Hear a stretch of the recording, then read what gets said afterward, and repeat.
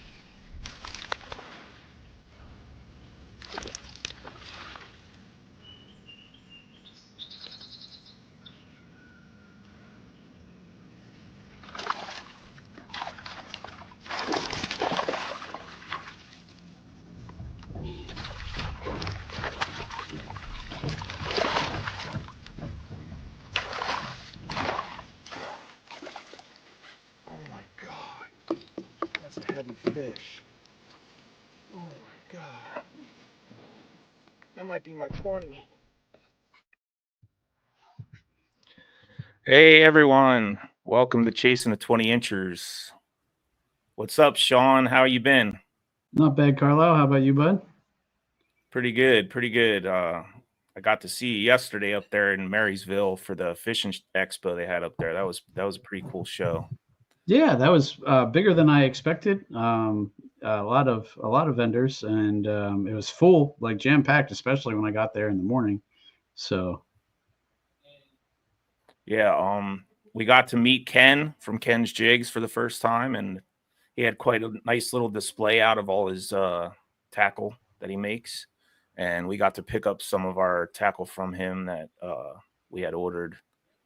I know I ordered mine about a week ago and got some blade baits and some secret little jigs. So that was cool. And I ordered a whole bunch of blade baits from him after seeing Scott Swinett throw them from the bank down at the river. And so I'm super excited to get out to try them. He was waiting on some brass ones to come in. He had the nickel ones, but he was waiting on brass ones to come in, and they came in.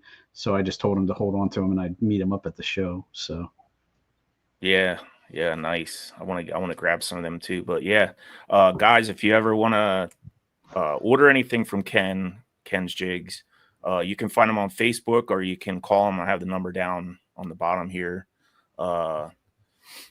Super nice guy, and if you want something custom, just let him know, and odds are he can come up with something for you.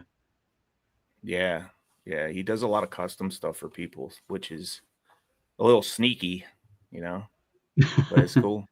Hey, I mean, if you got the juice and you can get him to make it, and you're the only one who has it, that's a good thing, man.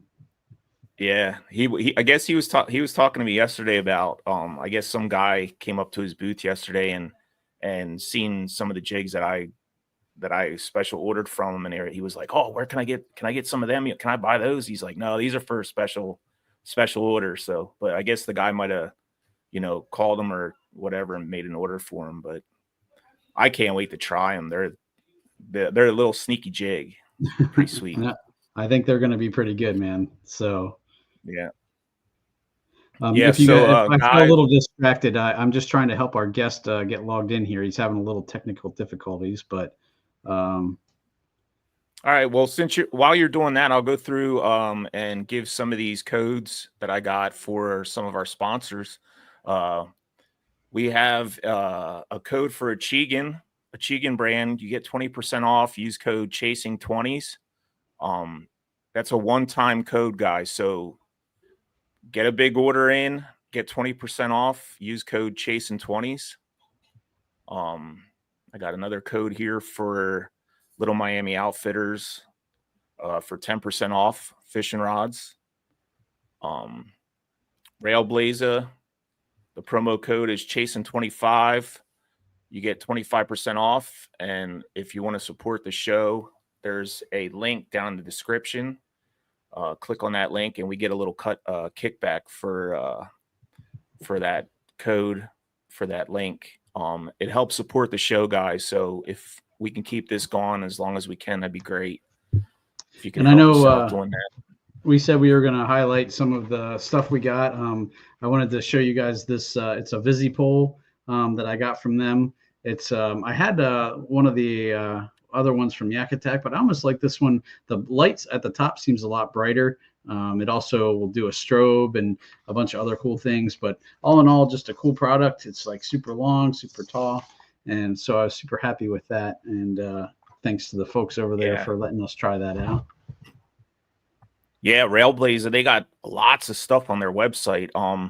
I used 2 of their camera mount poles for when I record for YouTube for my fishing videos, and also I just got a phone holder.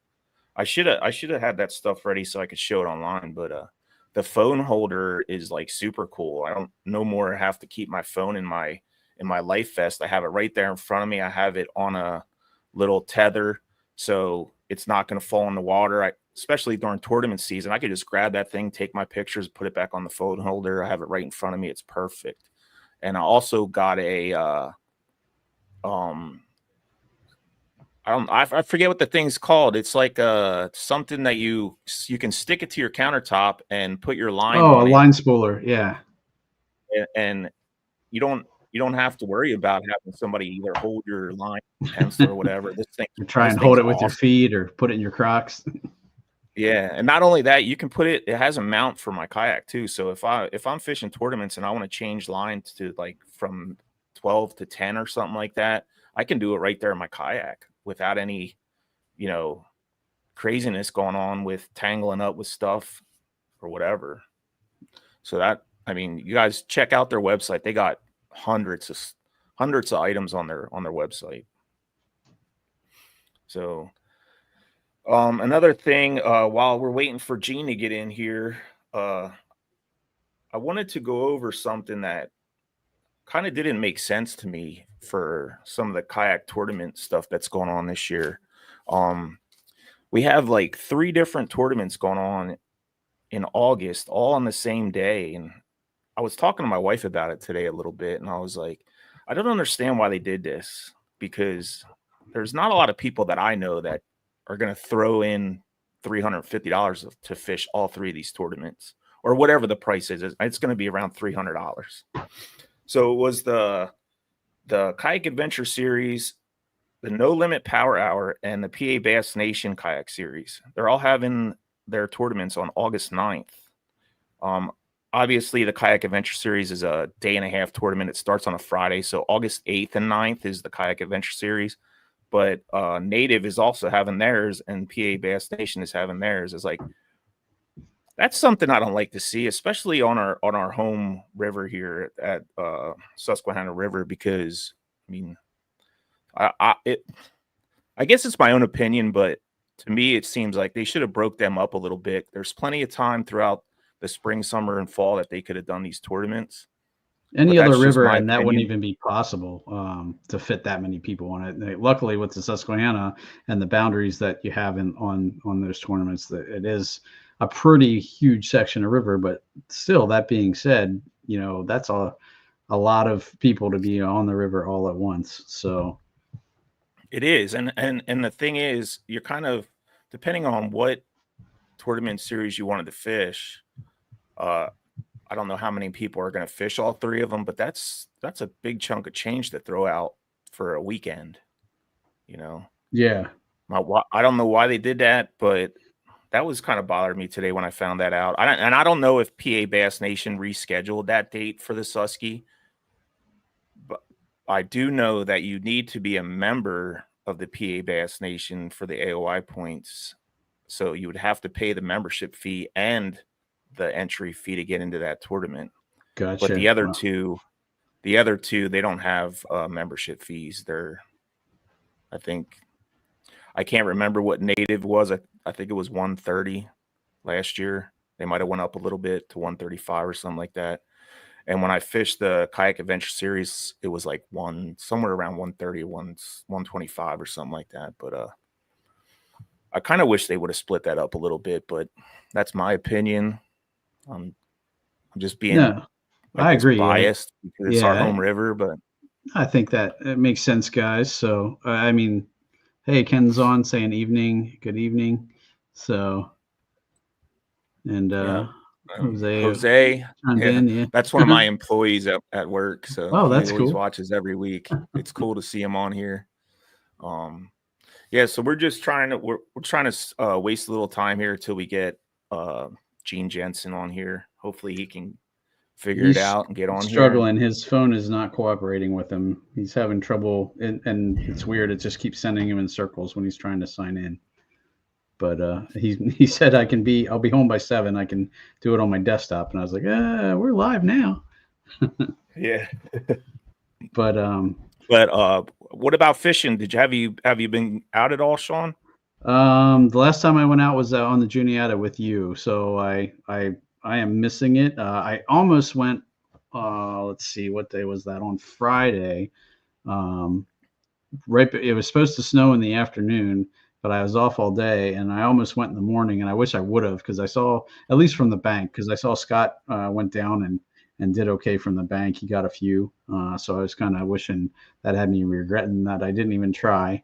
Um, and now we're supposed to get 5 to 8 inches of snow tomorrow, and it's the rest of for the next 3 weeks. Mhm. It's been pretty dang cold, so I'm not sure when I'll get out again. But how about you? Did you make it out at all? Yeah, I was out this past Monday, and I caught 11. We had it was the third day of a warming trend. Uh, it was a little bit windy, not too bad, but I went out on the river, down in one of the local spots that we normally go to, and I caught 11. The water temp was like 42 degrees, something like that. But it was after a 3-day warming trend. That day, I think it was like a high of 58 degrees or 55 degrees or something like that. And let me tell you something. I hear a lot of stories about the 3-day warming trend, and I'm a believer for sure. Especially after I did go out that Saturday before that Monday, and I only caught one, but it was a nice one. It was a 18 and 3/4. And then I went out again Monday, and that was the third day, and they were biting. They were biting. That's awesome. Yeah, anytime you can catch over 10 fish in the wintertime, I'd say is a good day. That's crazy. Oh yeah, yeah. And got you I didn't. some I good think. experience on the blade bait too, right? Yeah, I caught all my fish on Well, I was using gold in the beginning, and then I went to a silver, and I caught all my fish on a blade bait. I kind of got that technique dialed in now, thanks to Mickey Forbes.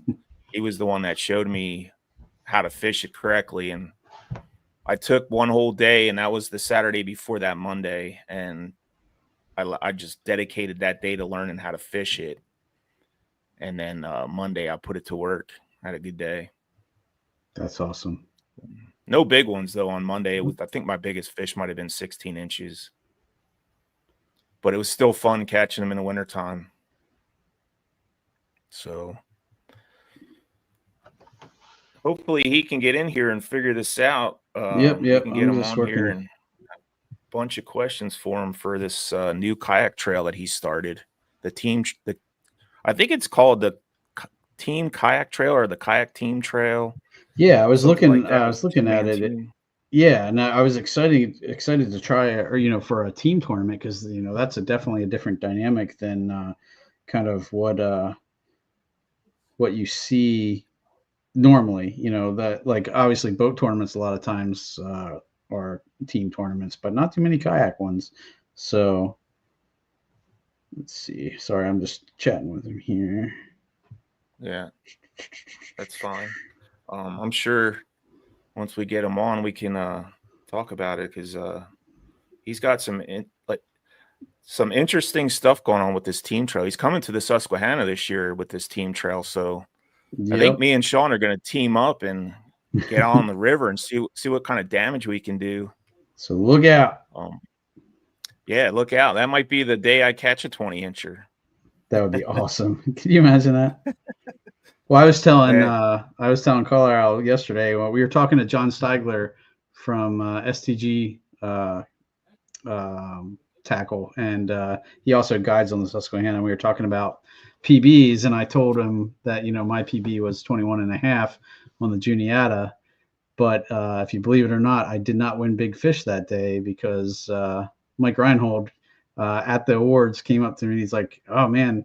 And the whole day I thought for sure I had it. I'm like, 21 and a half is a monster fish, but Mike caught one like a quarter inch bigger, I think, if I remember correctly. And I was just stunned. I was still psyched that I caught my PB, but it was a little deflating when I didn't get big Yeah, fish for that. So, that's like a knife to the heart, you know. yeah,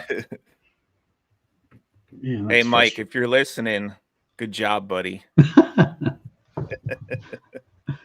But Yeah, then that's on the other deflating, hand, especially. the one tournament I did win big bass, I only had a 19 and 3/4, and normally the whole time I had that, or actually that one I caught towards the end of that tournament, but I definitely wasn't thinking that was going to be big bass. So I was like, somebody Yeah, has a 20, but not that day. yeah, yeah. That's what I thought when we fished the charity tournament on Redmond. When I caught that 18 and Oh, 3/4, I thought, man, all these people are sandbagging. By the end of the mm, day, I was sitting in second place, and I thought for sure there was at least 3 or 4 people that were sandbagging and not, submitting their fish. And then when the time ran out, I couldn't believe like 18 and 3/4 one big bass. yeah.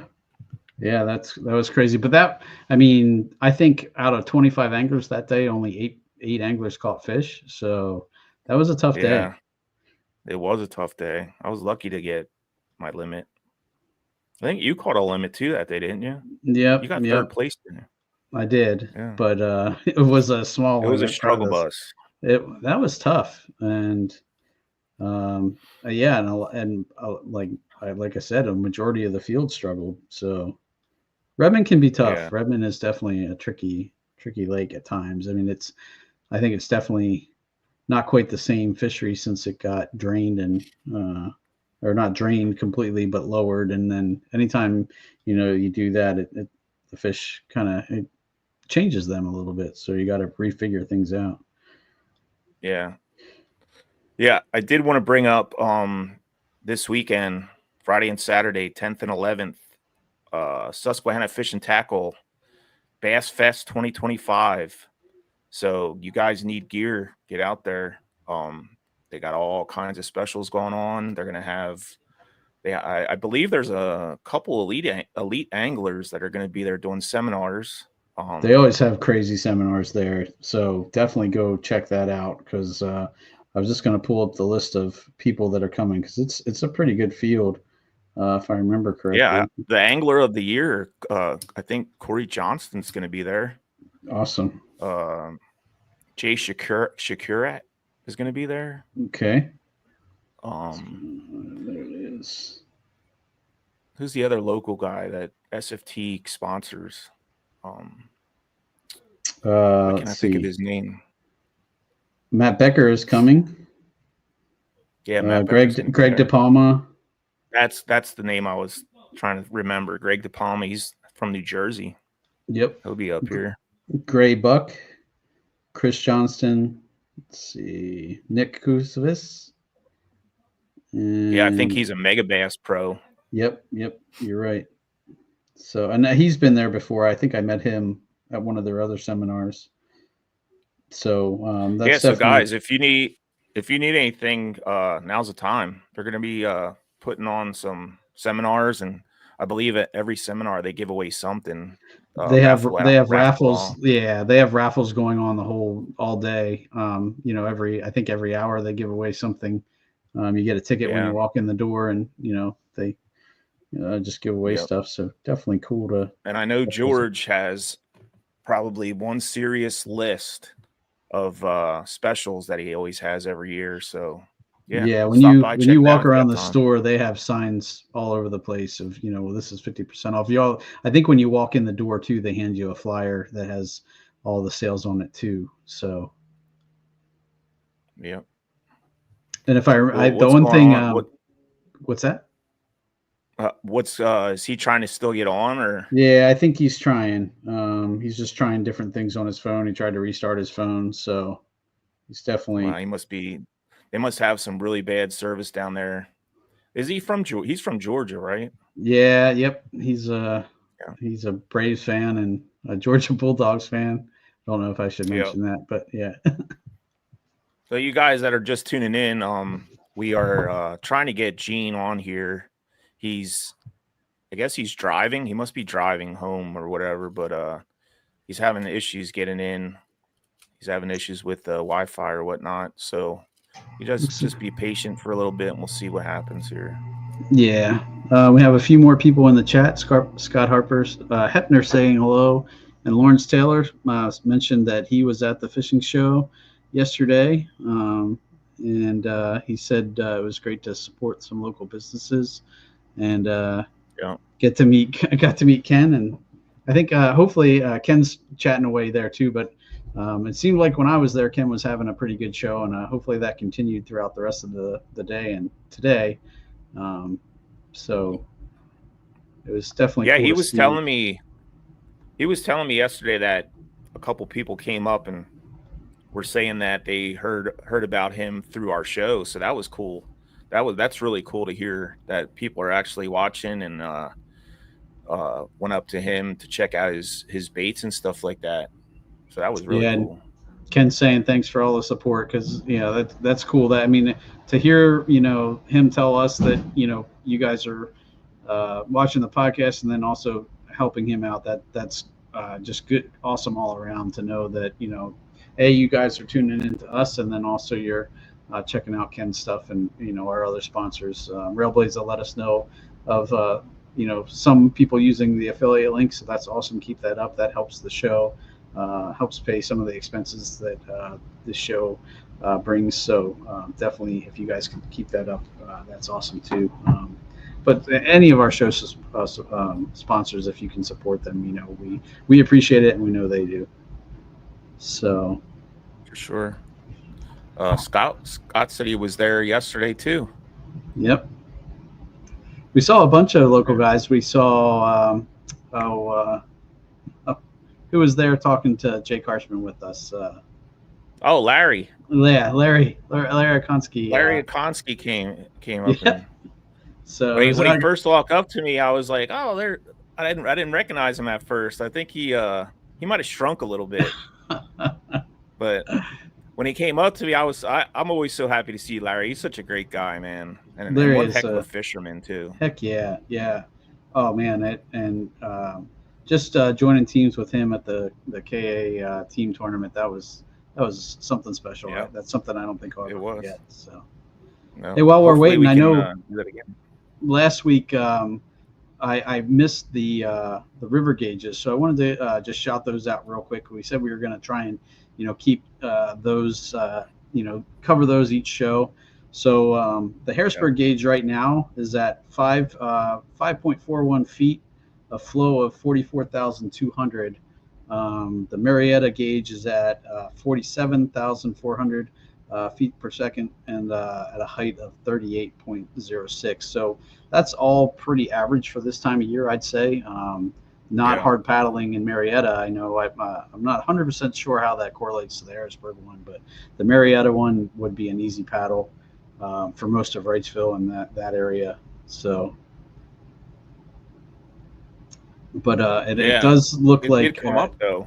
Yeah, no, and it's. I was just going to check the forecast to see if it says it's going to come up. Actually, it looks like it's dropping for the next couple days. We'll see how much snow we get and what that does to the gauges. But right now, it's showing that at least the Marietta gauge, the future gauge, is showing that it's going to drop, kind of down to in the 30,000 range, which is pretty slow. I mean, that's kind of the not midsummer slow, but for this time of year, I'd say that's a pretty easy flow. You're not going to be fighting the current at all with that kind of flow. Yeah. So. Ken's saying Sunbury's at 10.7. Gotcha. Right now. Gotcha. I'm not sure what the flow rate is up there, but yeah, it has it's come up since last Saturday when I was out there. And I noticed yesterday when me and my wife were going to the fishing show, when I did go over the bridge, it looked like it came up a bit when we went over the bridge there at City Island. Okay. I did stop down and look at the river this morning, like I usually do before church, and it did not look like it was flowing fast. It was still not iced over. I was really surprised. The temperature in my truck said 19 degrees, and I thought there might be a little crust, at least along the edges, but I didn't see anything. So the water temperature must still be at least somewhat warmer than the air temperature, because I didn't see, like I said, any kind of crusting or anything like that. So Yeah. I've seen something on Facebook today. I'm not sure exactly where the person was at, but they said the water temp today was 33.7 and there was no got, ice yet. yep. It looks like Sunbury's So, flow is 36,400. So, and Ken's right. It's at 10 feet. So, yeah. and Yeah. the graph I'm looking at looks like it's dropping too. So, that looks like it's slowing down a little up that way too. But like I said, Yeah. once depending how much snow the area gets, that could speed that up a little bit. But Oh, yeah, for sure. We're supposed to get something over tomorrow, I guess. yeah, well, I'm not sure how much you heard, or the last thing I heard. It's funny, my daughter's school closed already, and we didn't even get anything yet. But Really? my wife is. I heard 1 to 3, but then I heard you say something about 5 to 8. That's what I heard. That's what the last thing that I heard from a couple different sources was 5 to 8 for at least York. I think it might be lower the more farther north you go. I think it's going to be centered around the Maryland line. So, Yeah. Oh, I don't know about you, but I'm ready to go fishing. oh my gosh, yeah, I'm ready. I'm ready for spring. I'm ready for springtime already. I, I got to meet Carlisle's wife yesterday, and she was commenting how she loves winter, and I was like, not me. I wish Nope. it would go away and not come back. Yeah. But yeah, if we get 8 inches, I'd imagine the river's going to come up quite a bit, especially when that starts melting off. Yeah, yeah, you would think so. And with the temperature, I was just looking at the temps too, and it looks like the temps for the next week are going to be pretty low. Daytime highs 30, 31, 28, 29, 35, 34, 35, 36 through next week. So, and lows in the teens to 20s. So, I mean, it's going to be cold. I wouldn't be surprised if we get to see a little bit of ice start to Yeah. kind of settle in there, especially along the edges. I know, kind of down at long level, where I used to launch before I started using the ramp there at the marina. I used to launch from the shore across from the little park there, and there was a lot of times in the winter where I'd have to break ice to get out. Not a ton of ice, but I'm still crunching through it. So Yeah. I hope not, because I do like to winter fish, and I don't know how much I'd do if I was out there with icebergs going by me. well, I don't I know how think much it's I just would hard like that. when your line freezes up and that your guides are constantly freezing, and you're grinding your reel to get the line in. It makes it tough. So Yeah. I heard a little secret to that. I forget where I heard it from. It might have been from Bailey Eichbritt. I heard him talk about putting a little bit of Vaseline on your eyelets so they don't freeze up.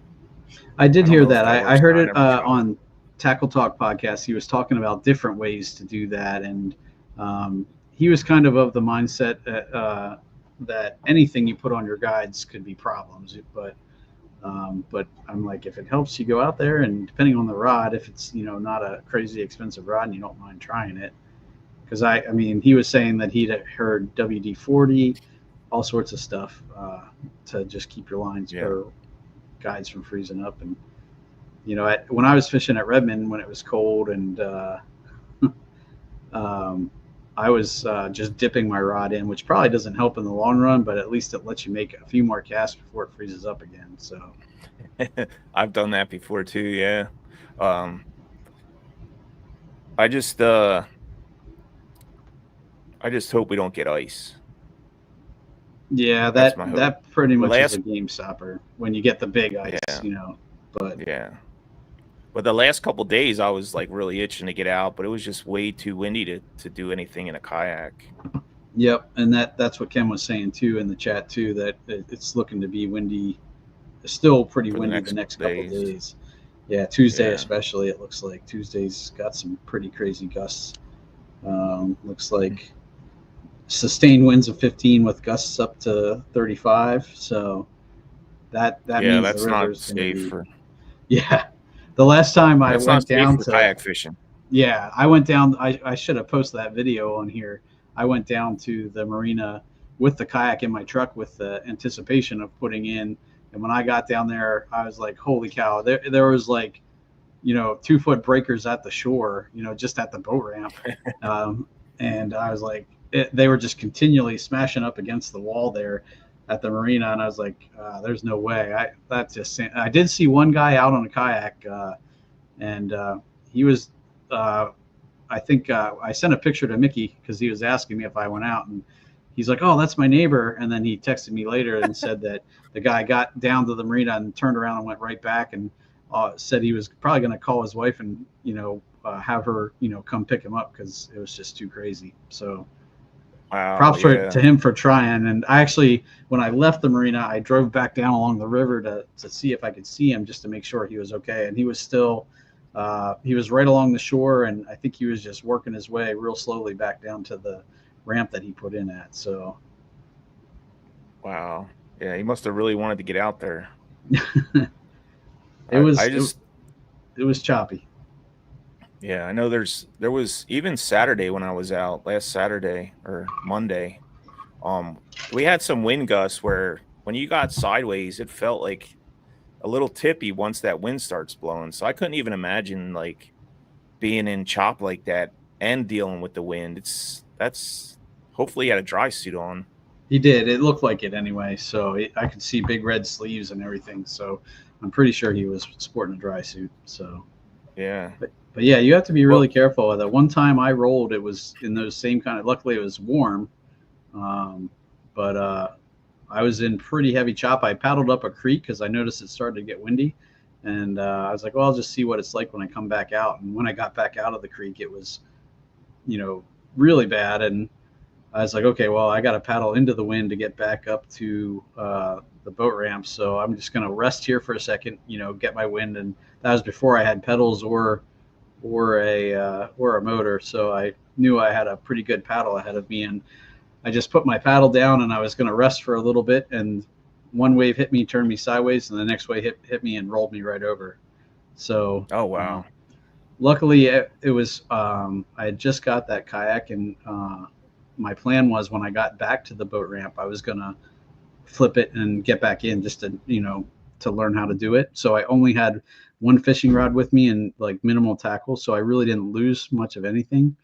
But it definitely gave me a moment of panic when I flipped, not thinking about it. You know what I mean? I wasn't trying Yeah. to, and so I was in the water and I kicked and got back up on the kayak, but I did it too hard and I actually flipped over the other way. And I just sat there in the water for a second. I was like, you know what? You have your life jacket on. The water's warm. You're not going to be in any danger. Just calm down. And so once I was able to, collect my thoughts, I, flipped the kayak back over and just crawled right back in, and that was the end of it. But I could definitely see where you could get into problems because there was a moment of panic and I was in the warm. It was the summertime and no storms or anything. It was just choppy and so there definitely was a moment of panic when something unexpected like that happens. So Yeah, that happened to us over the summertime actually. We were fishing together and a storm came out of nowhere. We remember that, Sean? yeah, We had to yep, rush back to the boat ramp.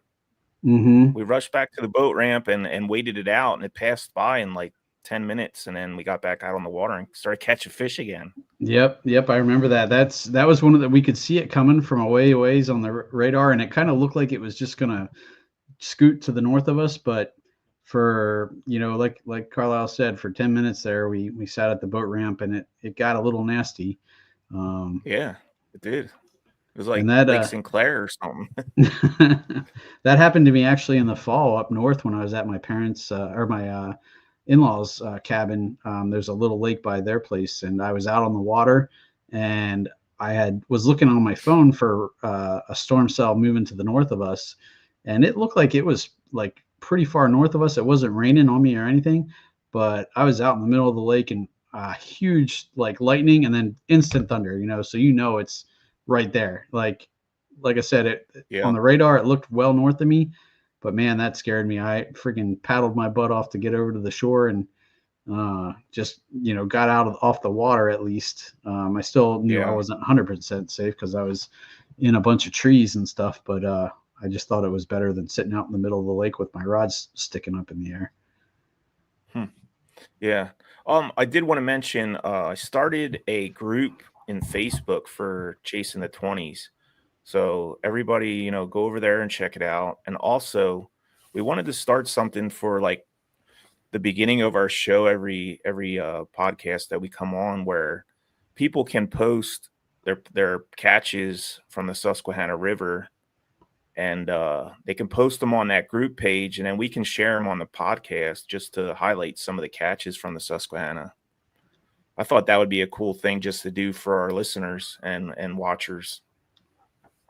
Yeah, You know, definitely. And if you guys have questions or you're looking for how to work a certain bait, just ask in there. And odds are, if we don't know, we know somebody who will know, or because between the two of us, we have a lot of fishing contacts and lots of people who know lots of different techniques and stuff. So if you have questions or anything like that, ask away in that group, and we'll do our best to find an answer for you. Maybe even do cover it on the show, or have someone talk about it on the show as well. So yeah, and that's where we're also going to do like our giveaways. We'll do um where you have to go on that group page and like, share, comment, something like that, and then we'll do like a random drawing from that group page. So if you're into winning stuff, that's the group page. It's called Chasing the 20s, and just go on there and join, and you'll be in the mix with everything. I'm going to try and find it and put a link to it in the comments here. So give me a second while we're doing this. So let's see. I also want to working on getting our podcast up on different platforms too. It should be available now on Spotify, Apple Music, iHeartRadio, and Amazon Music. If you guys are ever not able to watch it on Facebook or YouTube, you should be able to find it on those platforms as well. And just Yeah. working on getting it on other places too. But it's just a work in progress. So bear with us on that one.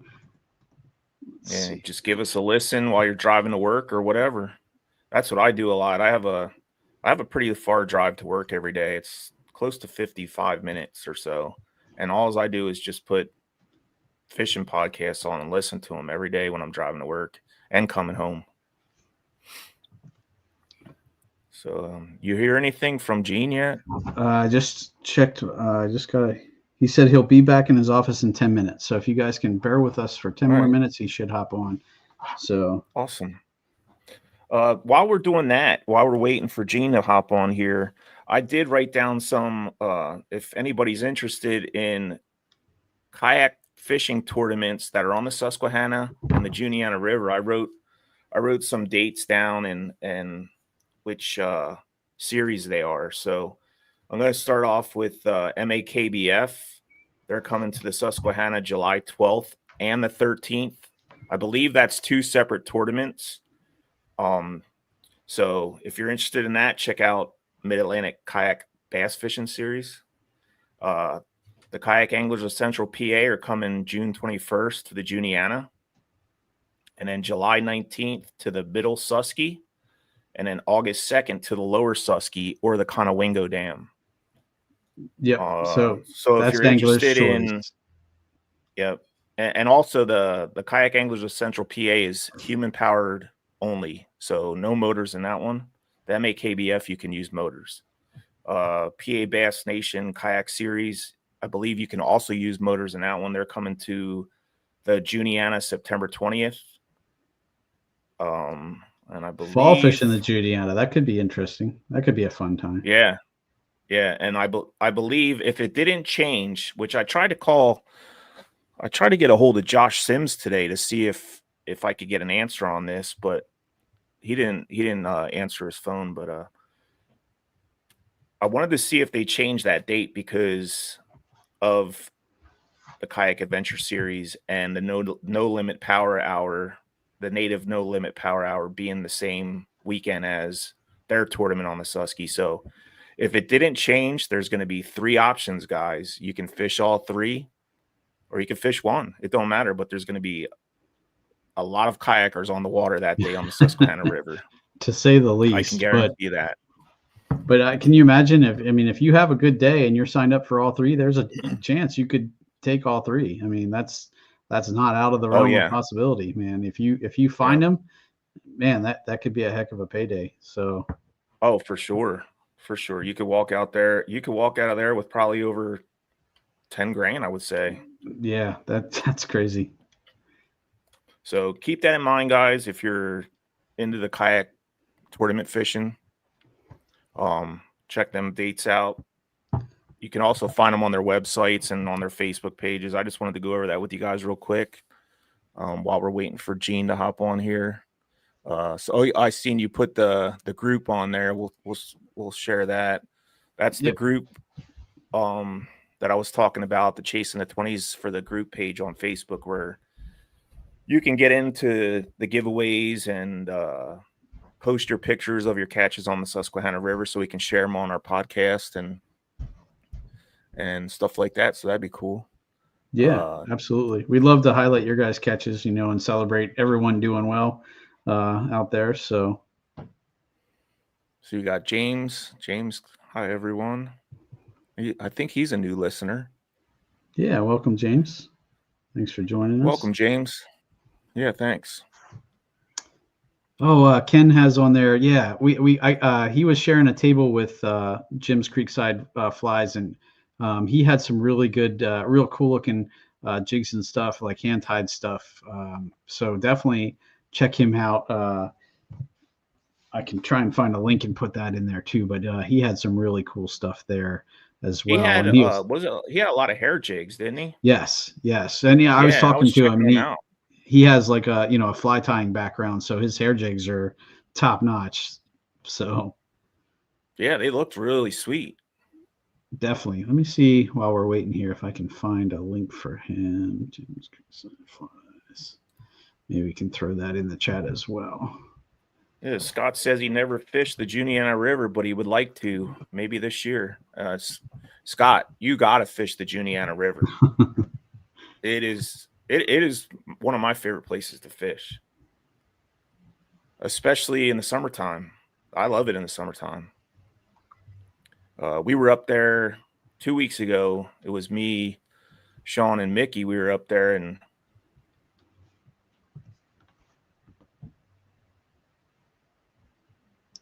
did you freeze, Carlo? Looks like Carlo might have froze up there a bit. But yeah, we'll see if he comes back. But Mickey and him and I hit the Juniata last week, and 2 weeks ago, I guess now. And I caught a nice muskie, so that was kind of cool. Yeah, and got some technical difficulties going on. Crazy. So I was saying, did you catch a muskie up in the Juniata in the last time we were there? Yep. A pretty nice. I'd say at least a 2-foot muskie on a jig. That kind of shocked me. That it was like 10-pound leader too. Oh, there's Gene. Hey, we'll let him get settled here real quick, and we'll pull him in here when he's ready. And but yeah, that muskie came on a jig and on a 10-pound leader. I was shocked that I was able to get him to the boat without losing him, but that was still a fun time. So definitely Gene's ready. So we're going to bring Gene in, guys. Right. Welcome to the show, Gene. What's up, guys? Sorry about all that. No problem. No, you're good, man. Technical difficulties happen. We just had a little glitches on our end, but man. Yeah, they tell you to download the app, and then the app doesn't work, so it's weird. Crazy. Well, welcome. Welcome to the Chasing the 20s episode where, relatively new podcast. I know I talked to Gene went back when I was on Paddle and Fin. So him and I had a little bit of a experience then, but we kind of were interested in the upcoming team series that you have. Carlisle and I, we're Susquehanna River rats here, so we're looking forward to you guys coming to the Susky. But I guess for anybody who's not familiar with you, we can start just with introductions. But hopefully, I mean, if you ever YouTube how to fish, I think pretty much everybody knows who Gene Jensen is. But I just wanted to say congratulations on your blue trophy, Gene. Thanks, man. That's a big accomplishment. Yeah, I didn't realize it was that big until about 2 weeks afterwards. I'm like, holy crap, what did I do? I was going to say, how long does that take to set in? It took a minute. It really did. I didn't see a dime of that money. My wife did. But, that sounds like something that would happen to me too. She'd take care of herself. Yeah, she take care of bills and things like that. She's my CFO, so I let her take care of that. I'm so dyslexic with numbers, I'd screw everything up. So yeah, my wife is the accountant in my family too. So yeah, yeah. So sure. we hear that your trail's coming to the Susquehanna River this year. Yep, we're super excited about that. It was actually an add-on tournament. Jody Queen said, "Dude, you need to go to Susky. Nobody's really doing anything, stuff like that." And we didn't know what Drew Gregory's schedule was at the time, so it's neat that he's going to be there the week before. We're doing away with our off-limits period stuff. We haven't even announced that yet. We just decided a couple of days ago. No more. We're not going to have any off-limits at all for any of our tournaments. That way people can fish multiple tournaments on whatever bodies of water we're fishing. So we're trying to make it as user friendly as we possibly can. And then most important to me is payouts. I want people to get paid within 4 days. As soon as that grace period or whatever they call it, the challenge period is over, we're going to issue checks. And so that's a big thing for me is I don't want to stand around. I'm not in this to make money. TKS is there. I want it to be fun. That's awesome. Yeah. So was that something you guys decided when you seen that Hobie was not having a series this year, or was this we had already we had 95% of it already planned and ready to go before Hobie announced that they weren't doing anything. I had heard wind after we had started the planning and everything else. I had heard wind that a little rumor back in the back of the hallway that maybe it wouldn't happen, but that happened like the year before too, where they were talking about it not happening. So I didn't pay any attention to that. We just kind of did our thing and said, if Hobie happens, it happens. I actually called AJ, I guess in September, maybe September, October, and asked him if he knew what his schedule was. He said no, but he never gave any inclination because he didn't know at the time either. So, well, we were kind of bummed that it seemed like all the major places were skipping the Susky at the beginning of the year, and then all of a sudden we got a few come through, and we're like, oh, thank goodness, Yeah, I've never fished the Susky. I've wanted to, just never gotten up there to fish it, and so I'm actually gonna probably fish Drew's deal the week before, and then run our tournament the next week. Nice. Well, wait, what's the date? What's the date for your tournament for up here on the Susky? Give me just a second. I'll pull everything up. Because I know Drew's is 8th and 9th. So did you say yours is before or after? Yeah, it's the following weekend. Okay. Yep. Susky is going to be we have it down here the 19th and 20th is what we have. So it's 2 weeks after. Okay. So are you going to stay up here? Yeah, we may have moved it up. Okay. So I'd have to go to our Facebook page. This is when it comes in handy having big old giant screens. Probably would have been tougher on your phone for sure. Oh yeah, definitely. So all right, you're going to come up for the Kayak Adventure Series? Do what now? Did you say you were going to come up and fish the Kayak Adventure Series? Yeah, I'm thinking about it. It all depends on schedules and stuff like that. So if I don't fish it, I may come up there early just to do a seminar for Drew or whatever. So, that would be cool. Because that's the same day as the native no limit power hour too. Oh gosh, yeah. We have it August the 16th and 17th is our tournament on Susky. Okay, so that is the next week, right? Oh, it's a 2-day tournament. Yep, yeah, we're not having 1-day tournaments. I think they're a waste of time. Okay. Now I did watch. I think you were on Kayak Kayak Bass Nation talking about it. I thought you said, or maybe it was still in the works, that it was going to be a 3-day tournament, and there was going to be like, That's our championship. oh, okay. Yep. Okay. Yeah, our championship's going to be a 3-day, and there's going to be a 50% cut after the first day, a 50% cut after the second day, and then the third day, and we go to zeros on the score. So, well, you're coming to the right place, because the Susquehanna usually shows out for numbers. I'd imagine you're going to have at least 50 teams, at least.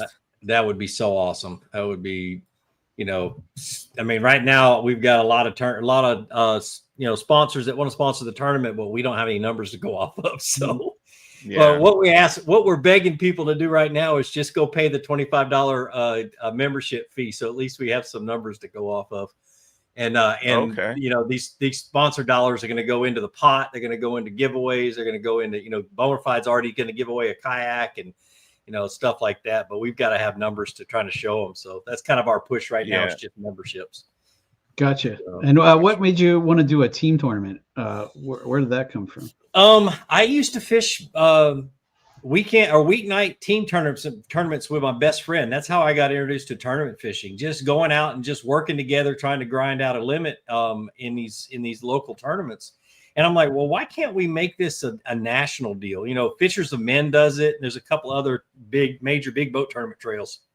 And I was like, let's just try it. Michael's got time. I've got time. And so we just started trying to figure out how to do it and what to do. And Steve-O's been a lot of help for us. For the most part, we adopted Bassmaster rules and just modified them to work with our format. We got his schedule early, about a month or so, or at least a general outline of the schedule about a month and a half ahead of time. So we didn't schedule on top of his tournament so people can fish both of those. And our hope in the future is for me and him and Drew and a couple of the other guys that are doing the major tournaments just to work together where we literally just roll out the schedule together, so it kind of works together with each other and benefits everybody. So yeah, sweet. Yeah, that's a sweet deal. Yep. Carlisle and I were talking about it. So often we fish tournaments together, usually competing against each other. We're able to fish the Kayak Anglers team series where we are on the same team, but it's nice to be able to team up with somebody like that. And you just don't see it a lot. So, we were kind of happy to hear that we'd be able to fish as a team. So we were kind of stoked about I'm that. interested in seeing the different ways, the different strategies and stuff that teams use, because we're not requiring team members to stay together. You don't have to fish and launch in the same place or anything like that. You can communicate through the day with each other. And it's a 2-day tournament, but there's a total of a 10 fish limit. So you can catch all 10 fish on the first day, or all 10 fish on the second day, or a combination of the two. If you bomb on the first day, you can still have a chance to catch back up on the second day, because your first day fish aren't locked in as a score. It's not a combined score of both days, if that makes sense. So it's literally 10 fish over a 2-day period. Okay. Oh, wow. So you could, that's cool. So if your tournament partner catches all 10 of them and you bomb, then you still have 10 fish. So there you go, Carlisle. You might be carrying me. Yeah. I doubt that. But that's a cool concept, though. Yeah, and we didn't want to do that to start with, but Dwayne at Tourney X was like, "This is how I can do it." The other way we wanted to do it, he was like, "We're going to have to build a whole new thing. It's going to cost me $2,000-$3,000 worth of development, that kind of stuff." We were like, "Nah, we're not going to do that to you on the first year. Let's just do this and see what happens." And then and I like it because it's going to encourage guys to stay the second day. They're not going to have to go home after the first day. It's going to encourage a lot more teamwork between the teams and stuff like that. And it'll be really cool. Another thing that I really want to make sure everybody understands is you can fish one or you can fish all of the tournaments. It really doesn't matter. But the requirements for like team of the year, you've got to fish 4 of the 5 tournaments. To qualify for the championship, you've got to fish 3 of the tournaments as a team, as those two people as a team. You've got to fish 3 of the tournaments.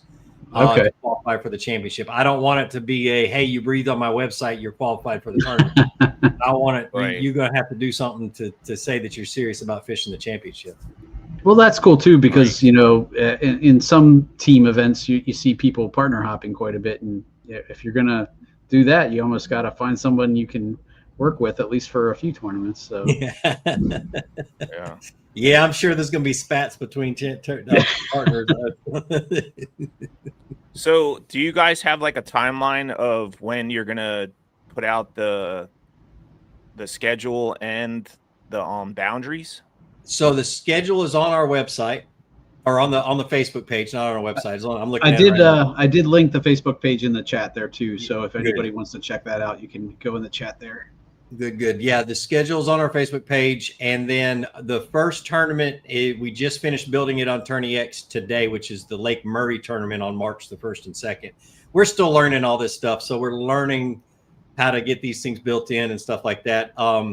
And then the boundaries and stuff for the first few tournaments are basically going to be the what has always been, because the first tournaments are Lake Murray in March, Lake Gunnersville in April, Kentucky Lake in May, Nickajack in June, which Nickajack is on fire right now. It has been for the last 10 months. And then Susky in August. So you got July off. And then the Susky, we may just keep the same ones that Drew Gregory's doing, but don't put that in stone yet because we haven't totally decided. The cool thing that we've got going on is we've got a board of anglers that we've put together. Jody Queen is running it, and he is the one that chose the board, and he takes care of that. And when we have things that we want to put in front of the board to kind of get them to vote on, he takes care of all of that. So that way we get an idea of what anglers want. They all fish tournaments. They're all great anglers. And there's a couple of them that ain't afraid to open their mouth about anything, which I love. And so we take it to him. He takes it to them. They talk about it and discuss it and vote on it. He comes back to us, and we make the decision from there. And so we're always going to have the anglers' opinions about everything. So that's key. Yeah, that is key. Yep. I know once we get things going, my ear's not going to be on the ground anymore.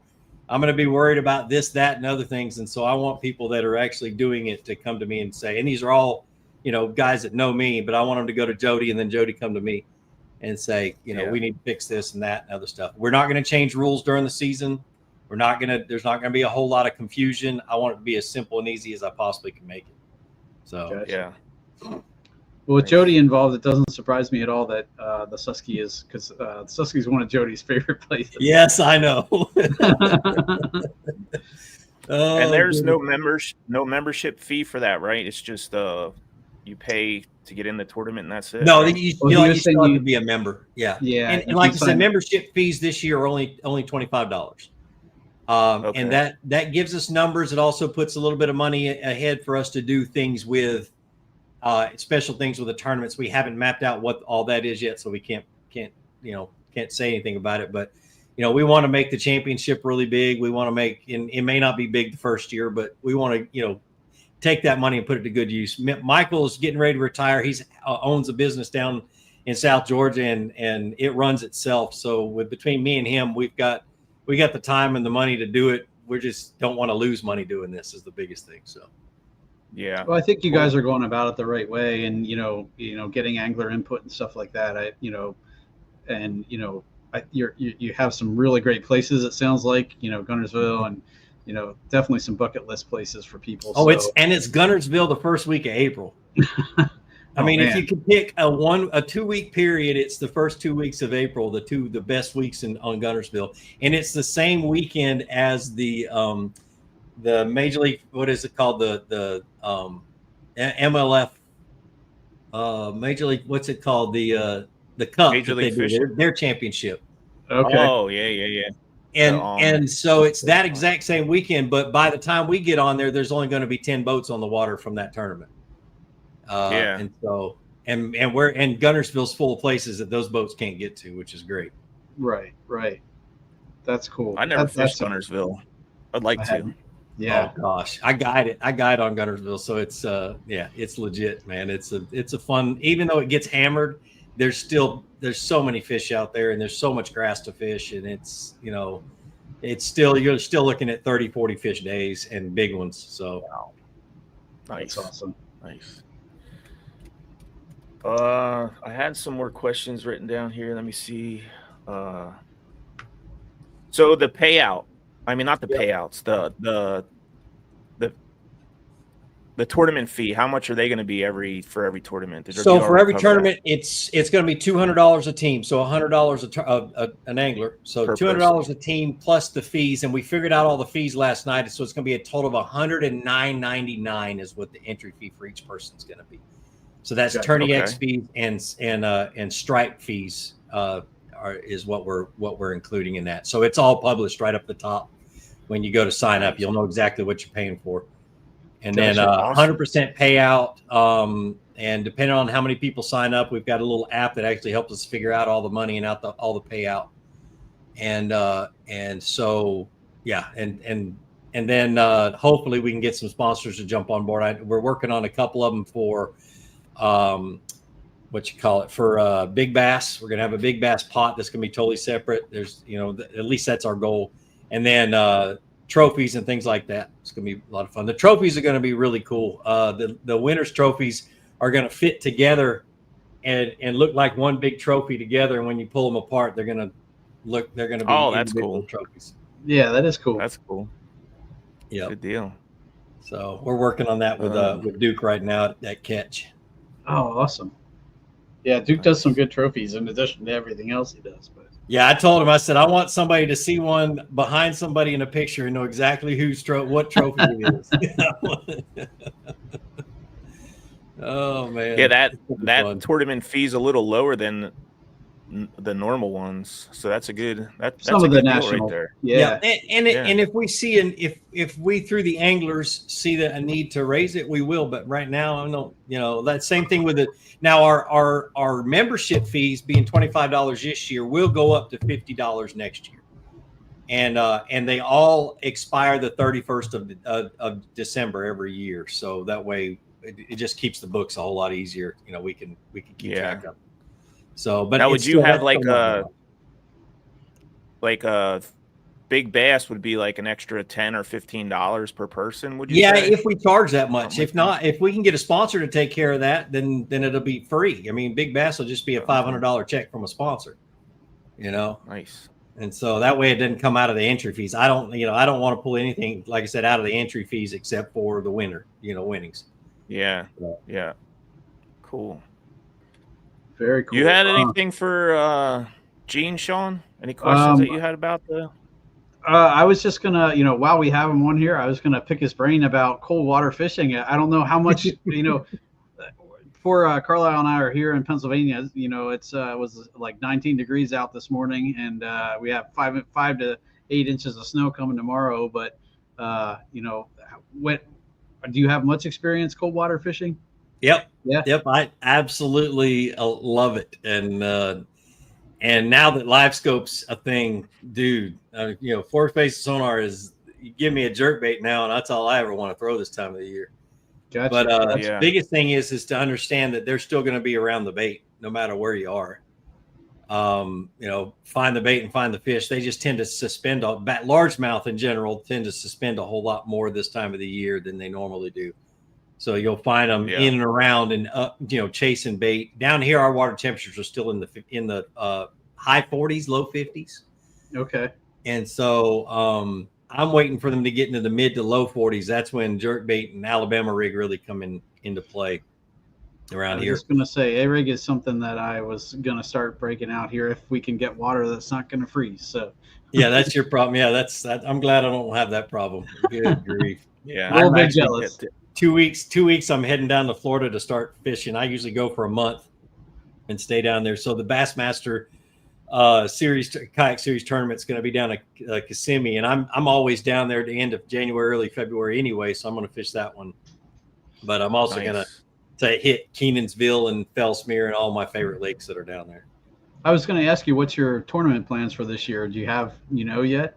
It's just going to be, if I've got time, I'm going to jump in one, is going to be what it is. So I'm glad that Bassmaster doesn't have a cutoff date that's too far away from the tournament, because I usually don't know until, like with Caddo, I knew in September that I was going to fish it, and I put 100% focus on it.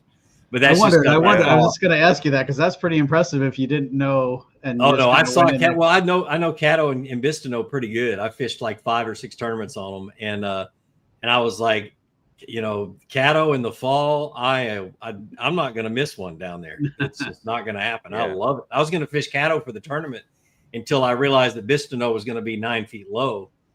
And then I was like, I might want to go take a look at it. And then when I went and took a look at it, I was catching 90 inches a day on practice from day 1 all the way through. I was like, after day 2 of practice, I said, I'm staying.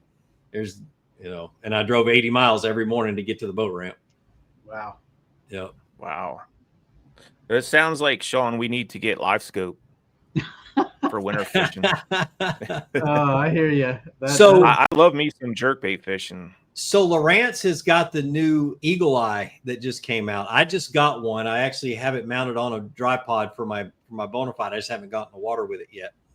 And so I'm looking forward to at least playing with that and seeing, what kind of detail it has. And, $1,000, that's it. That's all it is. Say, it's like over half price less than most of the other ones out there. And it doesn't come with a box you have to mount somewhere in your boat or anything else. You just plug that sun gun in the back of the fish finder and go. And now, does that transducer work for down imaging and side imaging too, or is it just live? Okay. No, I think it has down imaging and it has 4 phases sonar, because the one transmitter that's on the bottom is basically a down imaging transmitter. They just have it where the computer adjusts it and makes it. So you got one transmitter here that shoots below you and a little bit out in front, and another one that shoots a little further. Another one shoots a little bit further out. So that's kind of how that works. Gotcha. And so you can do a down imaging deal with that one. If I read that correctly, like I said, I haven't had it on the water yet, so don't quote me. Interesting. No, I was reading about that when it first came out. It definitely looks pretty cool. Yeah, it looks good. If you guys know me, sponsor or not, I'm going to be honest about whether it's good or bad, and if it's better than what some of the other ones have been lately, and then if it's better than what Garmin was when it was, just getting started, then Panoptics. Yeah, Panoptics was horrible.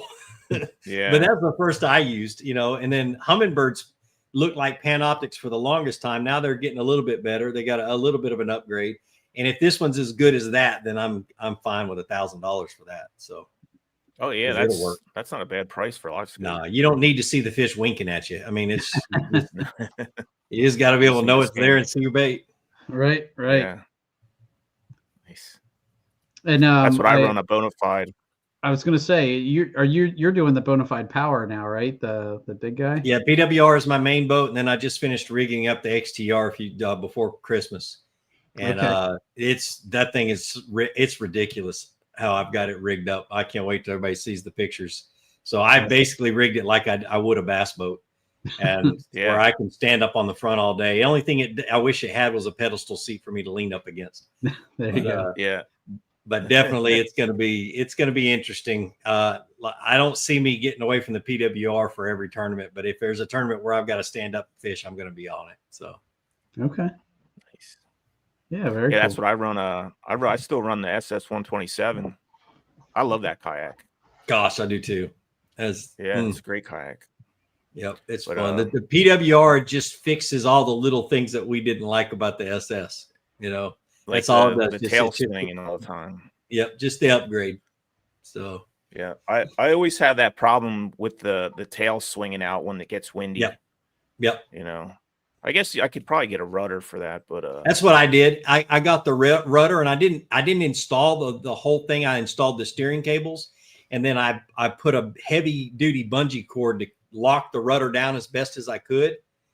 And then I took a piece of little aluminum bar and riveted it to the rudder to stiffen it up. And I could steer. Yeah. I'd have the XI3 running straight, and then I could steer with my feet and fish with that rudder. The Bonafide rudder is just too flexible to be able to steer with something else and in propulsion. It's a paddling rudder, and it wasn't working for that. So if you stiffen it up, it's perfect. It works really good. So that's kind of cool. I gotta look into that. Yeah, I'll tell you, if you need pictures, X53. I can send you pictures of mine. So cool. And then the XTR needs to have the same thing done because it was made for the stupid bona fide rudder. So you got to stiffen up that rudder too. Yeah.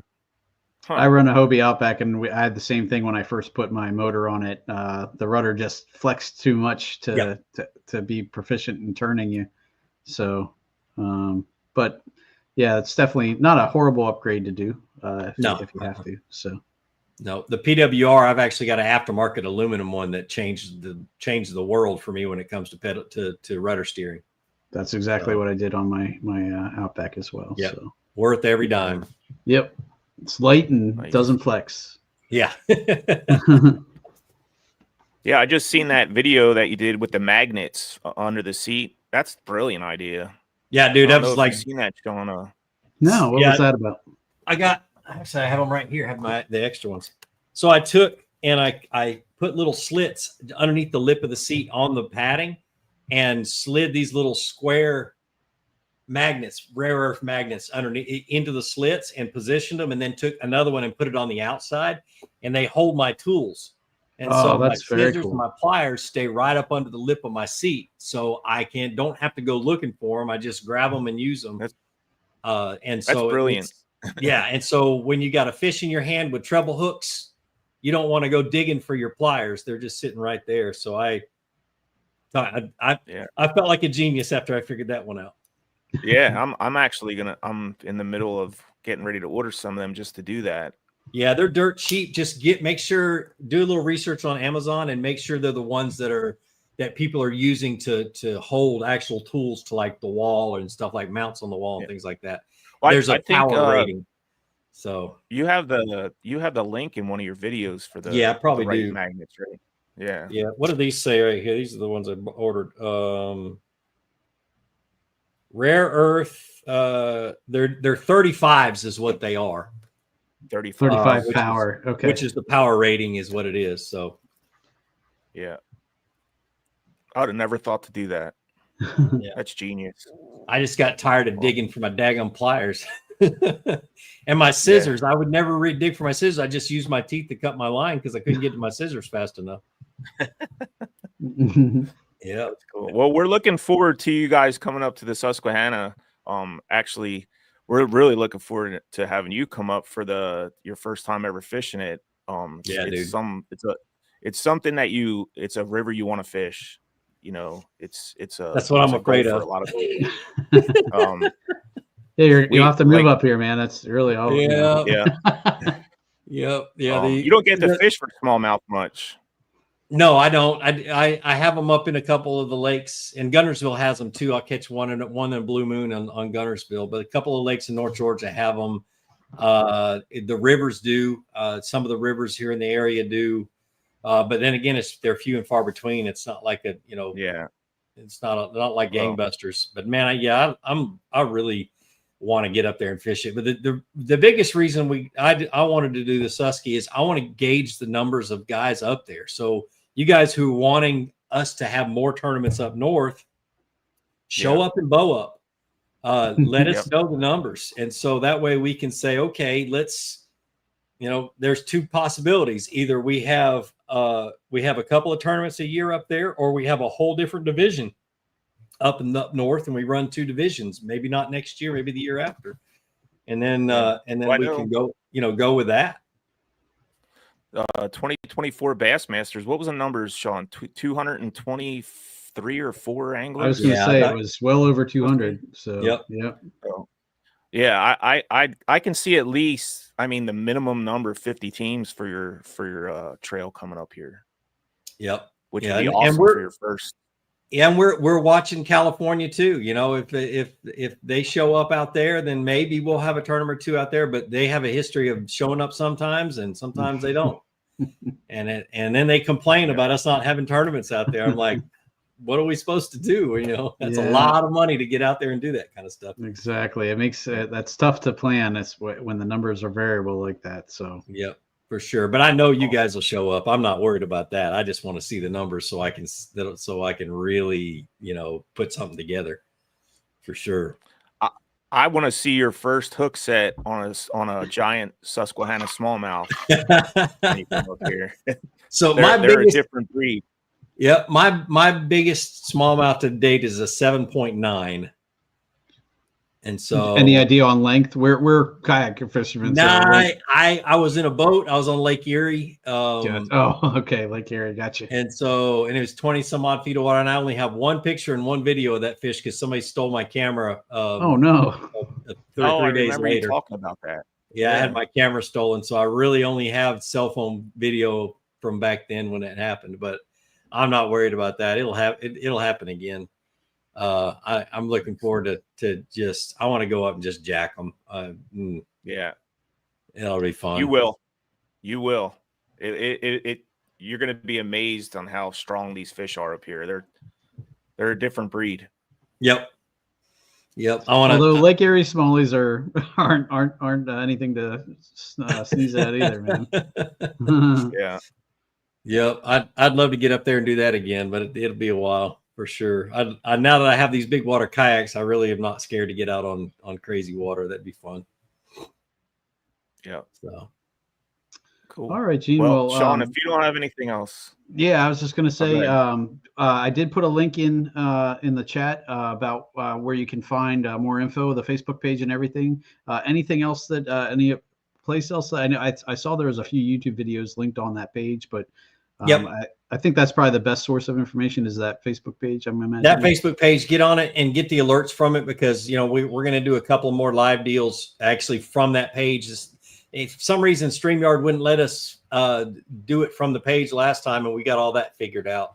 I love StreamYard, but it's been doing crazy stuff lately. I don't understand it. But well, yeah, just tonight we had our own exactly share of things. So, but exactly. But we'll have some live deals answering. We do a lot of Q&As, so if anybody has any questions, and then get on there and ask questions. Biggest thing is find yourself a tournament partner. And there's a post on there where you can go find a tournament partner. If you want to fish more of them, like the Kentucky Lake one or the or whatever, come down to Gunnersville. There's plenty of guys down here that need tournament partners, and come fish them and have a whole lot of fun. It's gonna be it's gonna be a blast. It really is. Yeah, and not only that, guys. Everybody that's listening that plans on fishing the Susquehanna, get that membership fee in so he can show his sponsors what we got, what we're going to give them. So if you guys know anything about getting sponsors, there's a whole lot of talk and not a whole lot of action until you can show numbers. And so we would love to say, hey, look, our Facebook page grew 300 people in 2 days, but that's just a Facebook page. We want to show some solid dollars. Yeah. Dollars help. Awesome. Well, that's why we wanted to have you on. Yeah, we wanted to have you on to. I don't think there's many people that really know that you're coming up here, so we wanted to share that with everybody because a lot of the locals that live around here, we're all river rats, and they watch the show. So, I mean, even if they're not watching now, they're going to watch it in the next week or so. So everybody will figure it out, and hopefully, you get some numbers to show them sponsors. Yeah, that would be awesome. If not this year, like I said, we're the only goal this year is not to lose any money doing this. That's our only goal. And so we want to show numbers at least for next year to where we can really make this a fairly big thing. I don't want it to grow giant. It might. I didn't want my YouTube channel to grow giant, but it did. It's one of those things where I just want to see it grow and people have fun doing it. Well, I think it's unique enough that even, if, Bassmaster does come back here next year, or, hit some of those same places, the team aspect of it is unique enough that it hopefully will draw a little bit extra or different people maybe that wouldn't have necessarily done it otherwise. So. Yep. Absolutely. Yep. And I'm sure we'll make mistakes and things like that. I'm positive all that's going to happen. But, biggest thing is people just keep communicating with us and let us know what you like and what you don't like. And, if we think you're full of crap, we'll tell you. It's just it is what it is. Awesome. All right. Well, Carlisle, you have anything else?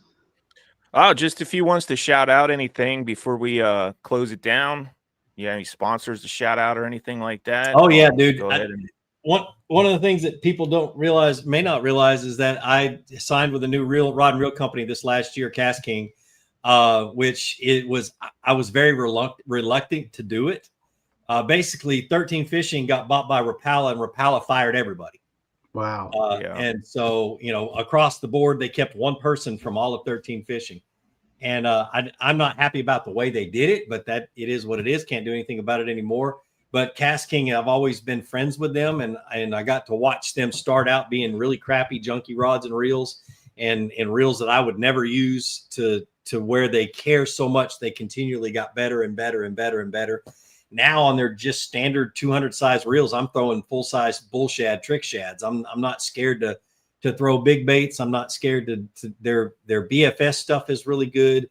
There's a few of their lesser expensive reels that I had them send me that I haven't had a chance to put on the water, which I'll do over the next few months before I give an opinion on them. But their $80, $90 reels have been really good. Their $40, $50, $60 rods for me have been really good. Let me see how many I can break on some Florida fish over the next month. But that's my job, is to break stuff. So yeah, when you're on the water 250, 300 days a year, you get to break a lot of stuff and be able to test a lot of stuff. So, but Cast King's been real good to me. Lowrance we've been, XI3 is not out anymore because Motor Guide pretty much blended with Lowrance, but they don't have a motor to replace the XI3 yet until probably the end of 2025.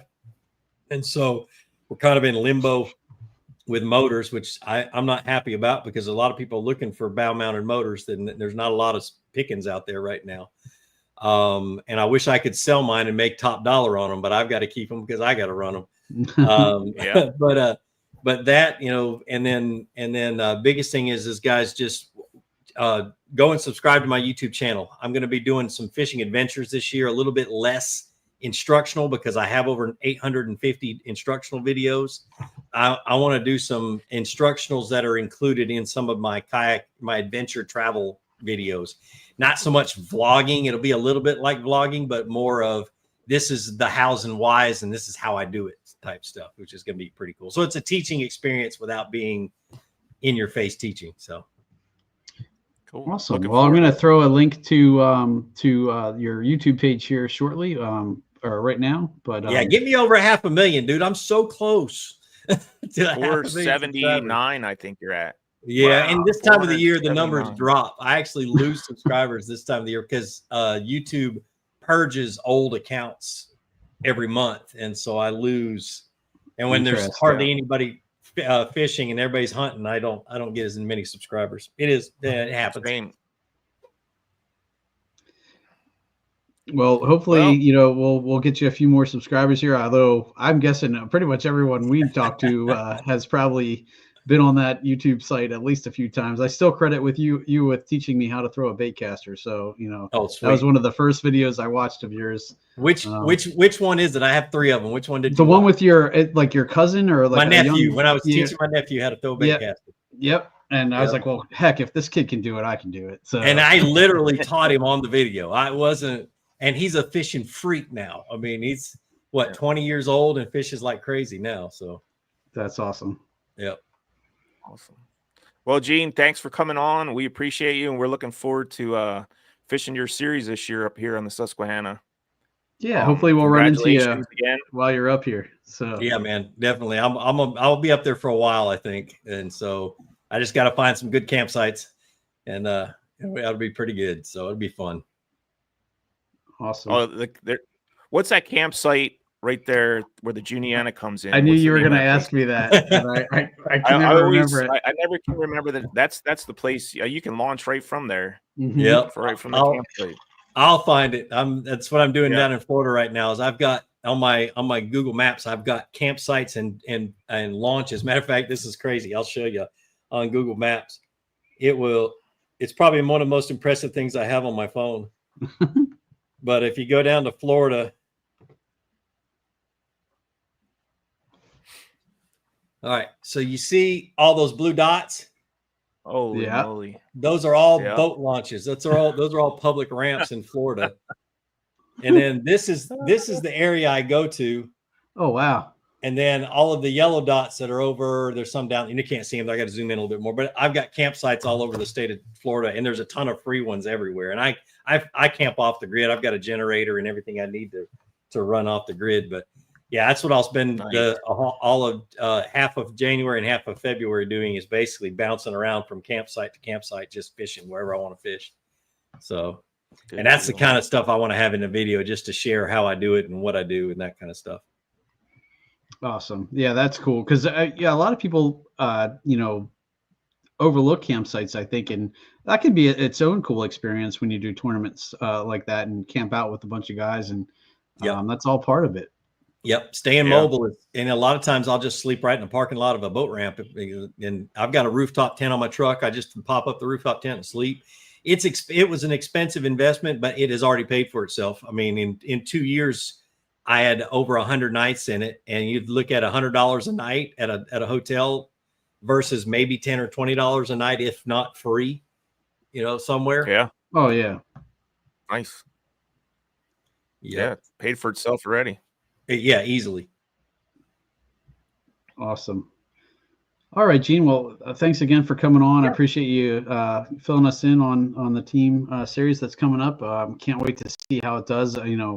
It seems like a really cool idea, and I think you're going to get a lot of traction. So hopefully, like you said, it just takes off from here. So I hope so. That'd be awesome. Good. All right, guys. Well, Carla, do you want to close us out?